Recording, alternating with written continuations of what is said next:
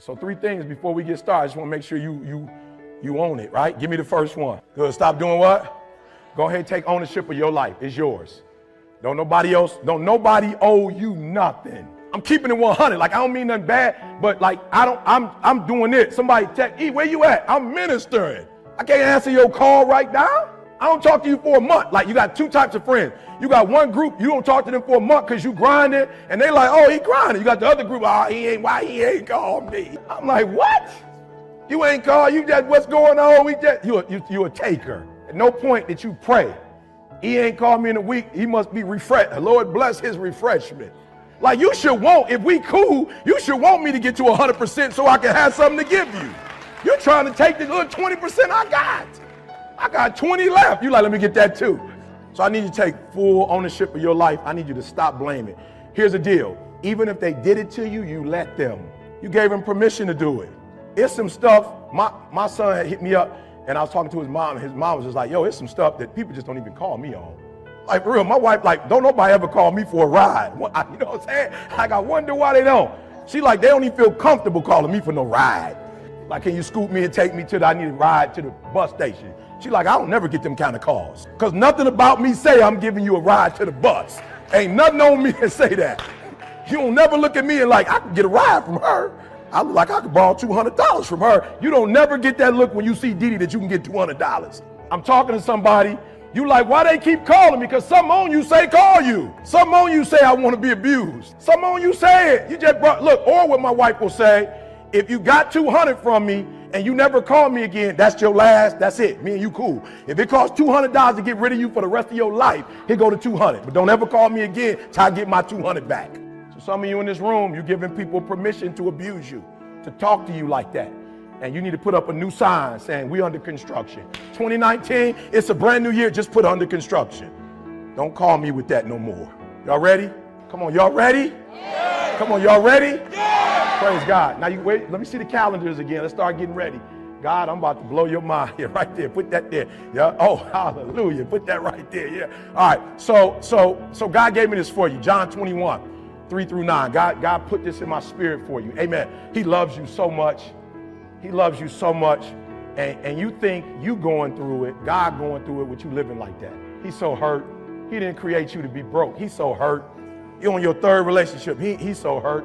He like, I need you to get this together. You so hurt. You've not experienced marital bliss and you've been married for a grip. God's so hurt. He was like, I want to bless you. Go read it for yourself. He said that I want to bless you. My father was a pump operator at the city water plant, and he was diagnosed with multiple sclerosis when my brother and I were young. And even as a kid, I knew there were plenty of days when he was in pain. And I knew there were plenty of mornings when it was a struggle for him to simply get out of bed. But every morning, I watched my father wake up with a smile, grab his walker, prop himself up against the bathroom sink and slowly shave and button his uniform. And when he returned home after a long day's work, my brother and I would stand at the top of the stairs of our little apartment, patiently waiting to greet him, watching as he reached down to lift one leg and then the other to slowly climb his way into our arms. But despite these challenges, my dad hardly ever missed a day of work. He and my mom were determined to give me and my brother the kind of education they could only dream of. What has been the best advice you received from your teacher or professor? Oh, I've gotten a lot of great advice from teachers, mentors, professors throughout the years. So first of all, you gotta be open to taking some risks and not being afraid to fail. Failure is the key to success. So when you get to college, you got to raise your hand. You have to be engaged. Don't be the kid thinking, oh, I shouldn't be here, and maybe I'm not smart enough, and maybe, no. You are more than capable of going to college, being successful, and going on and doing whatever you want in life. I sit here because I am you all. There is no difference between me and you.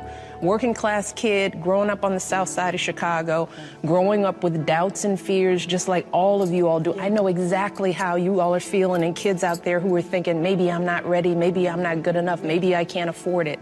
But what teachers and mentors have told me is that yes, you can and you must. So get in there and be bold with your intelligence. Raise your hand, get support when you need it, and know that we all got here because somebody helped us. I want you all to stay true to the most real, most sincere, most authentic parts of yourselves. I want you to ask those basic questions. Who do you want to be? What inspires you? How do you want to give back?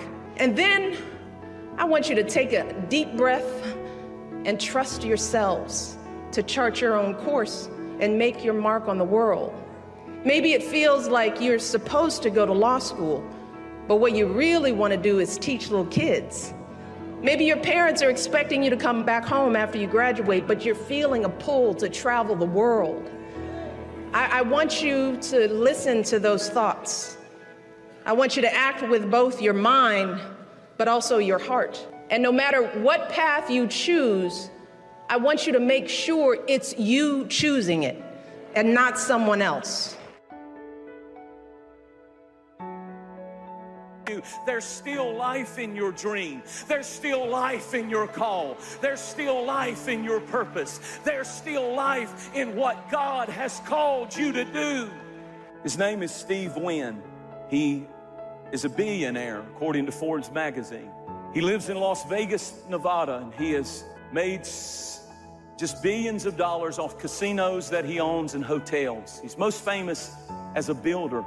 But I want to tell you something that happened to him that I think speaks to your life tonight. In 2001, he's a lover of art, and he bought a painting for $50 million. This painting is called Le Rêve, L-E-R-E-V-E, which in French is the dream, and that's a picture of it. He paid $50 million because it was painted in 1932 by a man by the name of Pablo Picasso, and he paid $50 million for that painting. 50 million, y'all. Not because he's just an art collector. He loved that painting because it was called The Dream. And it meant something emotionally to him because he said, when I started, I had nothing but a dream to build and to do something with my life. And that painting, I've always wanted to own it. And when he got it, he bought it for $50 million.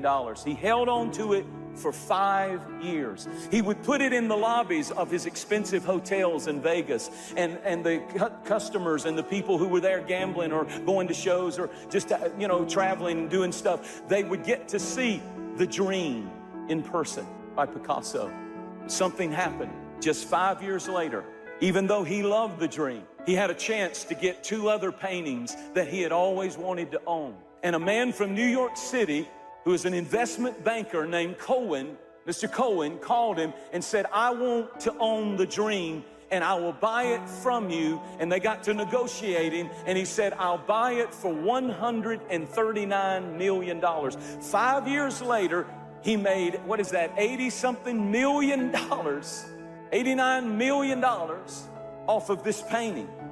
And so Steve Wynn, because he so was emotionally attached to this painting, Steve Wynn said, I'm going to have a party before they take The Dream to New York City from Las Vegas.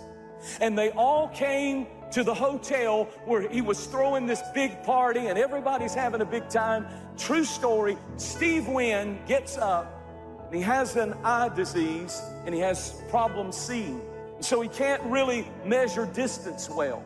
And that night, to celebrate The Dream, he had it on an easel beside him, this painting. And he got to talking, and he moves his arms a lot. And as he was talking in front of some of the most famous and wealthy people in the world, he accidentally lost his equilibrium. He began to stumble, and when he did, he fell back, and to catch himself, his arm went against the painting that was on the easel, and he ripped his arm right through a $139 million dream. And the dream was torn. The dream was ripped. The dream was destroyed. People could not believe their eyes. He got on the phone and he called the man in New York City, and he said, I am so sorry. The dream has been destroyed. I had an accident. I don't know how I could have done it. I don't know how I could be, how I fell. I don't understand. I couldn't catch myself, and I messed the dream up as I was falling. But he said to that New York investor, don't worry. I want to buy it back from you. I will pay you what you paid me, $139 million. That must not get in anybody's hands, and you can't just take it now and because it's been damaged and put it in some back closet somewhere. I want that in my hands because I'm not just an art collector, Steve Wynn said. I am an art lover, and I must have it, and I'll lose $89 million if you will let me take the damaged dream.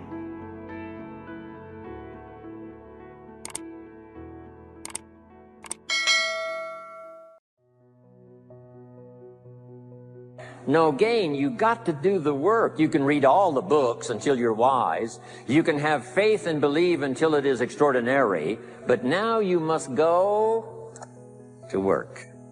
And if you'll learn to appreciate the work that produces the miracle of good health, the miracle of a career, the miracle of a relationship, the miracle of a fortune, only humans now can do this. The birds of the field can't do it. No other life form can imagine and create something from nothing. Have faith and then build it and make it real. Only humans. It's an extraordinary gift. Depends on how often you use it. So number one of the ideas I wanted to share with you to make this an extraordinary opening year century for you is philosophy. We're affected by what we know. Second is attitude. We're affected by how we feel. Third is activity. We're affected by what we do. Now here's the final two pieces. Number four, learn to measure progress. Once you've set up a project now, you want to turn nothing into something. Now you must measure your progress. How are you doing? Here's how we teach it to our children. Life expects us to make measurable progress in reasonable time. Measurable progress in reasonable time. That is the game of life. So part of it is not just to set up the proposed project, but as we start working on it, we start measuring how we're doing. Now first, what is reasonable time? You can't ask someone every 5 minutes, how are you doing now? See, that's too soon. Guy says, I haven't left the building yet. Give me a break. Now, we can't wait 5 years. That's too long. So there's reasonable time. So make this note now. What is reasonable time? One, at the end of the day. A conversation a father should have with his daughter today, because the magic is there. If he waits till tomorrow, the magic may be gone today. Next is a week. Make that note. Usually, we get paid by the week. Somebody adds up our value to the marketplace, out comes the check. The next week, somebody adds up our value to the marketplace, out comes the check. What I learned to do is to change my value to the marketplace so the check kept getting bigger and bigger and bigger. I didn't have to change the economy, I only had to change myself. Measure your own progress. Success is a numbers game. We demanded of our children, how many years do you want your child to spend in 4th grade? Approximately. About 1 year, right? You say, well, if they're nice kids, would you give them 3 or 4 years? You say, no. This is not a nice game. This is getting ready for the future. This is getting ready for the challenges and the opportunities. You can't linger in 1 grade more than 1 year. Now, make this note. The same should go for us as adults. Don't linger more than 1 year in 1 grade of learning. Adult, management, entrepreneurship, leaderships of all kind. Keep up the pace of learning. The numbers. Measure. Count. Now here's the key. Face the truth. if you're only making this much progress, you know, there's no use trying to kid the world, no use trying to kid anybody else, and especially don't kid yourself. If in a period of time you've only made so much progress, you just got to swallow hard and say, this is the truth. I've got to face it. Now, what could I do to start increasing my progress and make my health better, make my income better, make my investments better, make my value to the marketplace much better, get busy learning the second skill and the third skill and the next language and the next language to increase my value? I got to get busy and do that. See if you will do that. I promise you, one of the greatest motivating factors in the world is progress. And if you'll measure it, you'll get excited. Now, here's number 5 of the 5 major things I wanted to share with you to make these opening years of the 21st century really pay off for you. And here's the word: lifestyle. Learning to live well, because the ultimate essence of life is not a Ferrari. The ultimate essence is not a home. The ultimate essence is not a bank account. It's not $1 million. It's not a fortune. Here it is. The ultimate essence of life is learning to live a good life. That's the key. Whether you have modest resources or whether you have mega millions, either way, the real key is learning to live a good life. And so in my closing 5 minutes, let me give you what I think is a good list. Now, this is the short list. In other presentations, I cover a longer list, but this is called Jim Rohn's short list for living the good life. Here it is. Number 1, productivity. You really won't be that happy if you don't produce. And here's the next bit of advice on that. Produce to the max if you possibly can. To produce a little is okay. To produce enough is okay. To produce some to get by is all right. But why not try productivity to the max? Andrew Carnegie, who built the steel industry back in the 30s, here's what Andrew said. I'm going to spend the first half of my life accumulating money. I'm going to spend the last half of my life giving it all away. He got so inspired by that goal that the first half of his life he accumulated $400 million, which back in the 30s was a lot of money. A mega fortune. Guess what he did the last half of his life? He gave it all away. I got a good question for you as we close. Here's the question. What's got you turned on? What's got you up early? What's got you eager to face the day? What's got you inspired to learn the extra skill, put in the extra time, go the extra mile, learn how to work with people, guarantee your future? Here's number 2, good friends. You got to have good friends. You've got to get so good at that thing that when people see you do it, you make them experience the most potent human emotion, and that is awe. To get that good is a terrifying journey of self-discovery and confronting who you really are, because you cannot make change until you acknowledge where you're actually at. The most important decision of your life is deciding whether you're truly committed to being happy no matter what.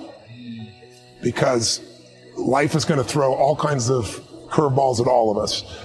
There's the one thing that's in common in this lifetime is extreme stress. But it's just true. Someone you're going to care about is going to die. Someone's going to take advantage financially if you're not careful. You're going to find yourself in a position the government might change the rules and you can't do what you're doing before.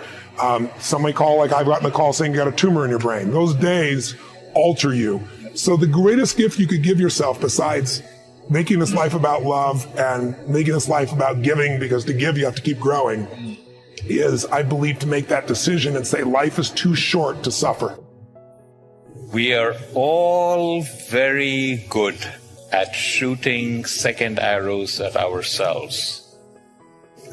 How many times have you laid yourself low? How many times have you berated yourself for taking some damn fool action in retrospect? How many times have you compared yourself unfavorably with someone else? We don't just shoot second arrows. We shoot third, fourth, fifth, sixth, and seventh arrows at ourselves. The important thing for you to note is the second arrow is always delivered by means of mental chatter. What you don't recognize is the stuff that you believe, which you have not subjected to the same scrutiny, is equally false. And that too will crumple. So the question to ask yourself is not, is this true or false, right or wrong, good or bad? The question to ask yourself is, does this model work for me in my life now better than what I am currently using? You get to build yourself in any direction you want, in any way, to become anything you want. There will be an extraordinary price to pay, but you can go in any direction. Now, I don't think that we're born blank slates, but we are so close to that. To worry about where your limits are is to miss how much you can improve. So focus on how much you can improve. There's an amazing quote by Alexander Solzhenitsyn, the author of the Gulag Archipelago. And what he said was, the line between good and evil runs through every human heart. The most important decision any human being has to make is whether they live in a friendly or a hostile universe. Decision. The most important decision anyone has to make. Because neither of those two states is empirically true, but either will immediately appear true once you decide to believe it.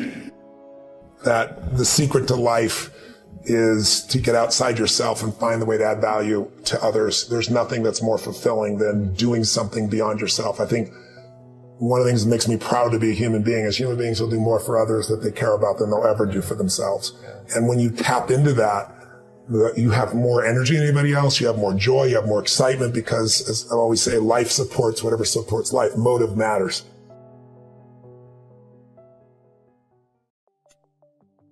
Life, there's three things. There's our ability to choose what we're focused on, or to commit, to get a result, to put all our intention and focus into something. There's our ability to do the right things, to have the right strategy to execute. And then there's some grace. There's what some people call luck, some people call grace.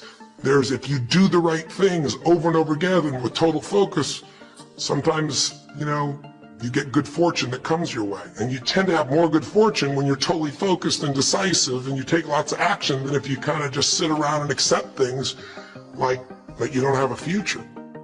What do? Decades ago, half a century ago almost now, and someone says to you, go to the back of the bus, and you're African American. One woman just decided, you know what? You can't take my dignity from me. I can only give that up, and I don't choose to give it up. And I will not go back to the bus. The answer is no. And Rosa Parks changed an entire society, because that day she chose to focus on something else. She gave it a different meaning. This is not a command. You do not have control over me. And she decided to fight. And she changed the direction of a country and of many other countries. She started something. We forget that you don't have to be famous to have the ability to change at least your own personal history. Change the direction we go in our life. We have the power to choose, even if you haven't before. You can finally say, no more, I won't put up with that. Within myself or from anybody else. And here's what I'm going to do differently. That's where the breakthroughs really start to happen. Now the question is, why do some people stand their ground and make something change versus other people just kind of accept things? Why do some people make bold decisions and other people make decisions that are based on trying to hang on to what they've got? Well, that's a more complex question to answer than we might have in a few minutes in this one session, but it is one that I've spent my life studying Because when you can change your decisions, you can change your life. When you can change the force that controls your decisions, you can change anything in your life. At some level, we have certain beliefs and values. But if I was going to make it simple, I'd say there's two things that determine your choices. The first thing is the state of mind and emotion you're in at that moment. Think about it. Have you ever snapped at somebody and had nothing to do with them? It was just the state you're in, right? You're frustrated, you're pissed off about something, and in that state of mind, whatever they said got interpreted to that state, and you made it a meaning like they were irritant or they were interrupting you. They weren't. Probably felt bad afterwards. When we get in the wrong state, we make the wrong decisions. When you get in a strong, empowering state, you'll make a better decision. Learning how to direct your state is a big part of what my work is with people, and it's a big part of what I do in my seminars. But the other thing that affects your decisions would be what I would call your story or your blueprint. We all have kind of a story about how our life is supposed to be. It comes from a set of life experiences, interpretations. Some people think life is all about getting there. Some people think life is about growing and contributing. Some people think life is about making judgments. Some people think life is about saving other people's lives. Some people think life is about being successful. Some people think God is the basis of everything, and the way to know God is to go through life in a very specific way, with a set of rules, and they follow it. And that's what they believe. Whatever your story is, whatever your blueprint is just another way of saying whatever you believe is how your life is supposed to be, at some level, we either follow that blueprint or we fight it. If we follow it or we fight it, we're going to find that we're going to bump into things in life where life isn't always the same as we expect it to be or think it should be.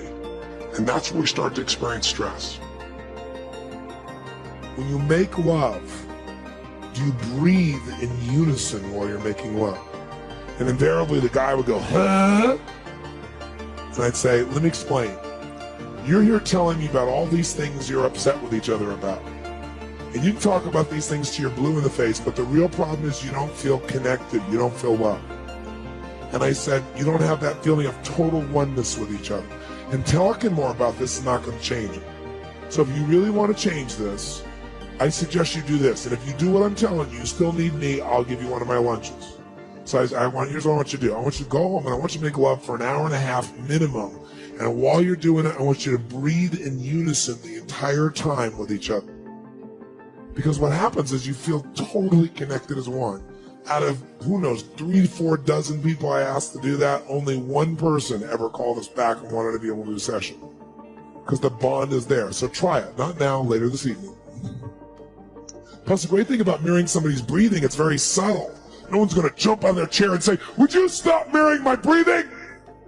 And they're not going to notice.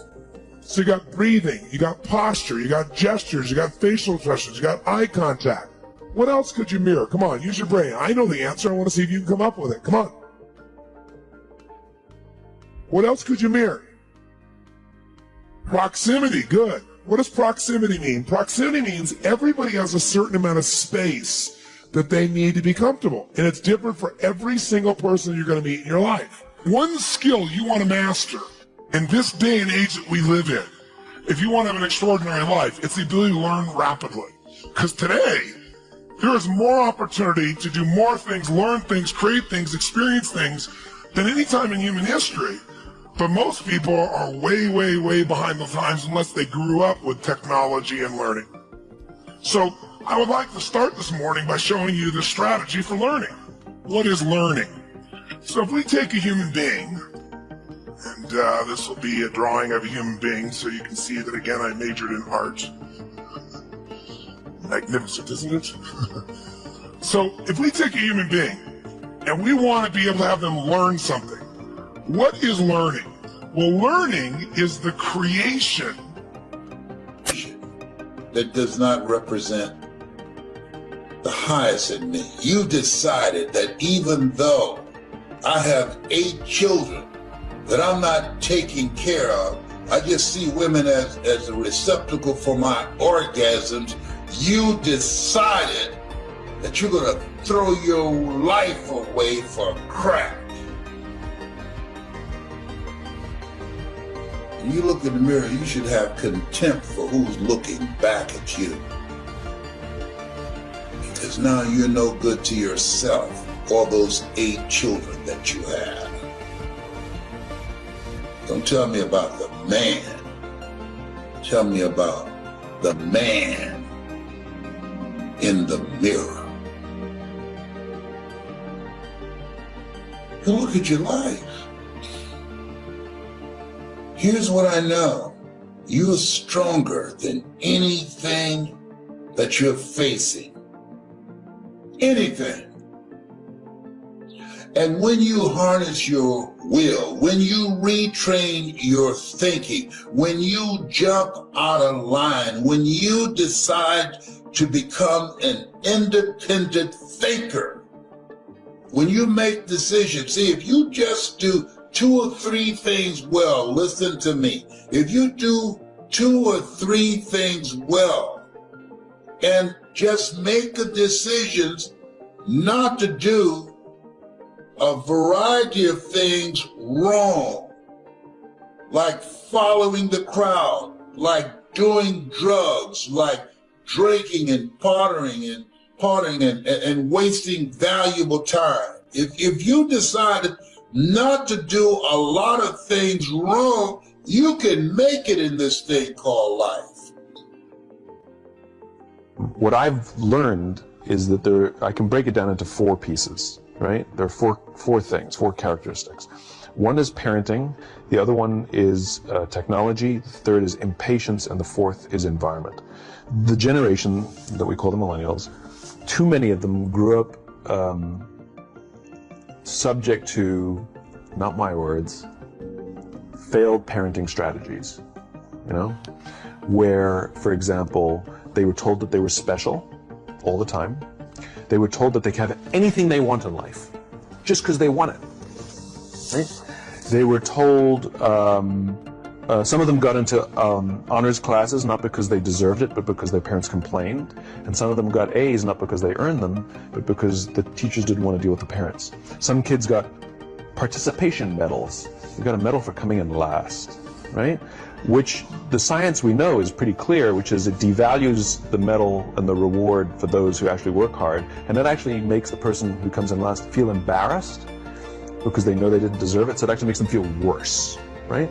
So you take this group of people and they graduate school and they get a job and they're thrust into the real world, and in an instant they find out they're not special, their moms can't get them a promotion, that you get nothing for coming in last, and by the way, you can't just have it because you want it, right? And in an instant, their entire self-image is shattered. And so you have an entire generation that's growing up with lower self-esteem than previous generations. The other problem, to compound it, is we're growing up in a Facebook, Instagram world. In other words, we're good at putting filters on things. We're good at showing people that life is amazing even though I'm depressed, right? And so everybody sounds tough. And everybody sounds like they got it all figured out. And the reality is there's very little toughness and most people don't have it figured out.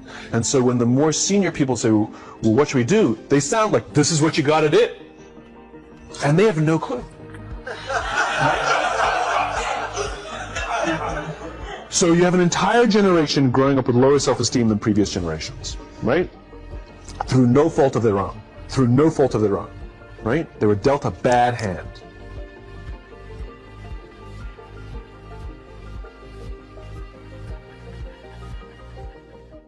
But if someone put a gun to your head and said, you have to have your 100-page thesis done by next Monday, or I'll shoot you, but I don't care how terrible it is, you would sit down and write it. And the thing is, then you have it, right? Then you have something, and then you can fix it. You can iterate and fix it. That bad first draft, that's the most valuable thing, and so that's what you need. You need a bad first draft of yourself. And there's an idea that Jung developed about the trickster and the jester, the comedian, right? That the trickster is the precursor to the savior. That's one of the things I learned from Jung that was just, it's so unlikely. You'd never think that. It's so amazing that might be the case. But the satirical and the ironic and the troublemaker, the comedian, the fool is the precursor to the savior. Why? Because you're a fool when you start something new. And so if you're not willing to be a fool, then you'll never start anything new. And if you never start anything new, then you won't develop. And so The willingness to be a fool is the precursor to transformation. And that's the same as humility. And so if you're going to write your destiny, you can do a bad first job. You're going to get smarter as you move forward. That's the thing, is that so something beckons to you. That's what happens here. Maybe the star that Geppetto wished on was the wrong damn star, but at least it was a star, right? At least it was in the sky. At least it moved him forward. And so you say in your life, well, something grips you and fills you with interest. And you think, well, should I do that? And the answer is, if not that, then something. What if it's a mistake? It's a mistake. Rest assured. What do you know? You're going to stumble around, right? And what's going to happen is this. You're going to not stay in stasis. You're not going to wander around in circles. And I see people like that. They said, well, I never knew what to do, and now I'm 40. It's like, that's not so good. That's not so good.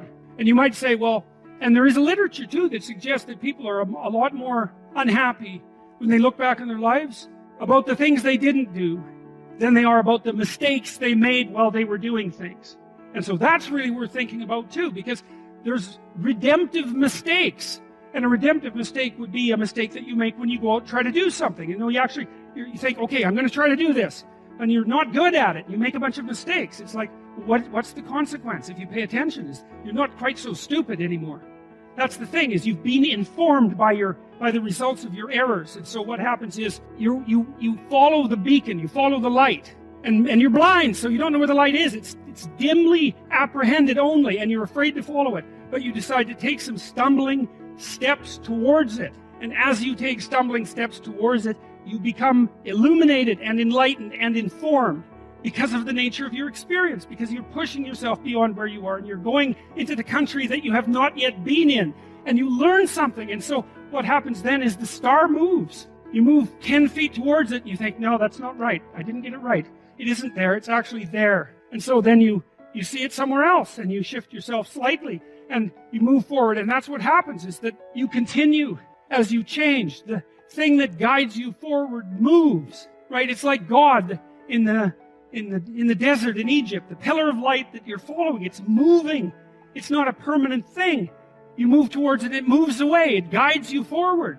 And so you say, well, is what I'm aiming at paradise itself? And the answer to that is no, because what do you know? You couldn't see paradise if it was right in front of you, but you might get a glimmer of it. And so you move towards it and you grow. And then the next time you open your eyes, you see a little bit more clearly.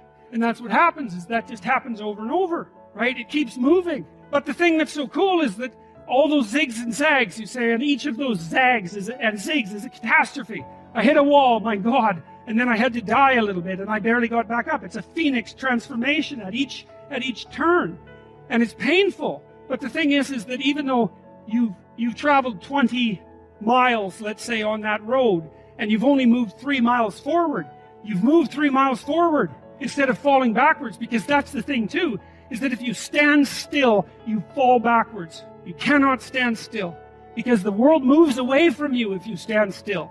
And there's no stasis, there's only backwards. And so if you're not moving forwards, then you're moving backwards. And that's more of the underlying truth of the Matthew principle. To those who have everything, more will be given. From those who have nothing, everything will be taken. It's a warning.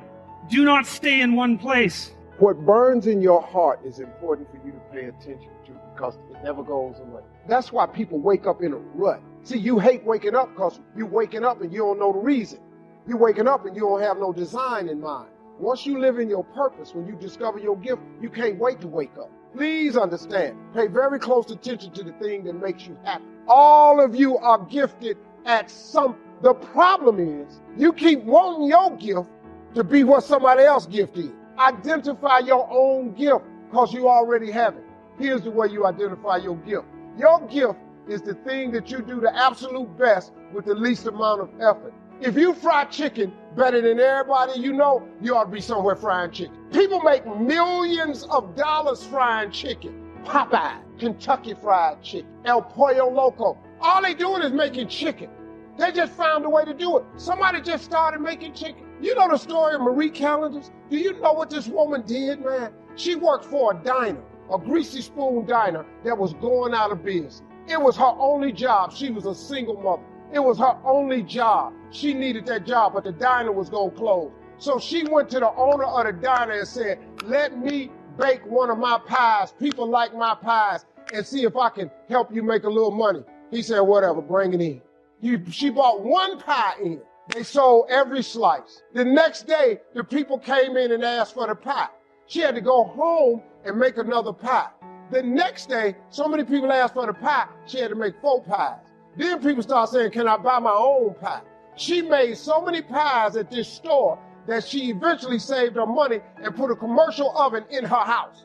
Now, she done made so many pies, the dude's shop, he ain't selling hamburger no more. All he's selling is them damn pies. That's how Marie Callender got started. Marie Callender now has over 120 restaurants. You can't go to no frozen food section without seeing Marie Callender in there. You know what she started with? A pie. One pie. Your gift will make room for you.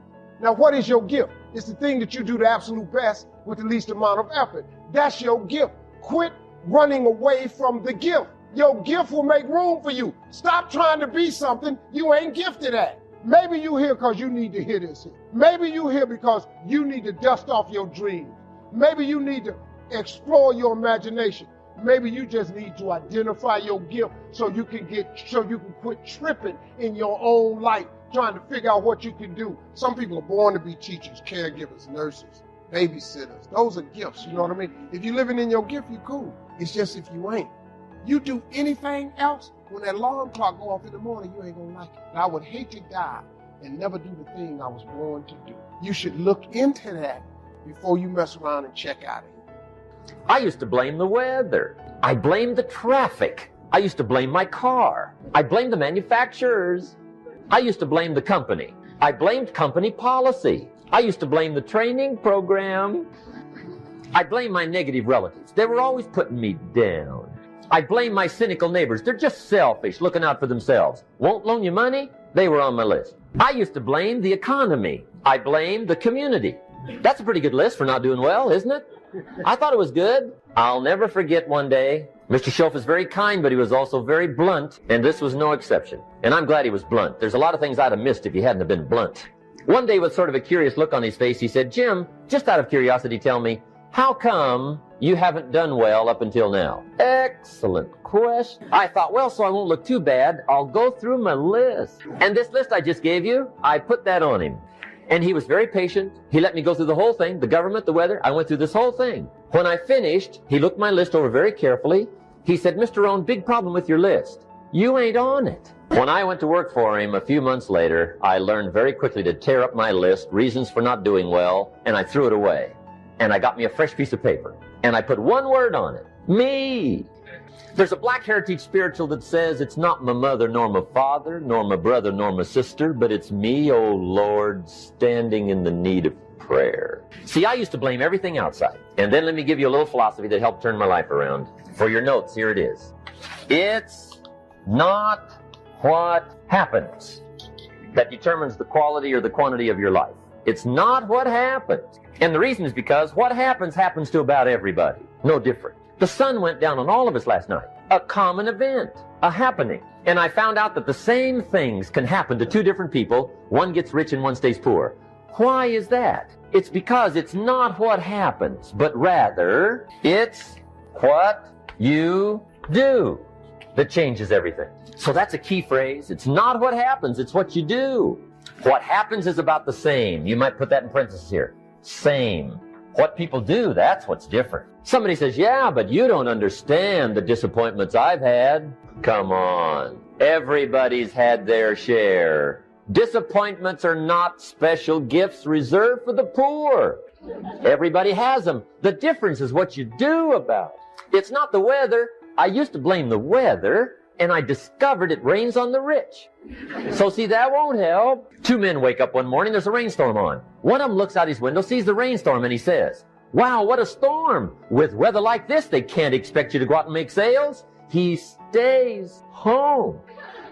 Same morning, the other guy looks out his window, sees the same storm, says, wow, what a storm. But he says, you know what, with weather like this, what a great day to go out and make sales. Most everybody will probably be home, especially the salesman.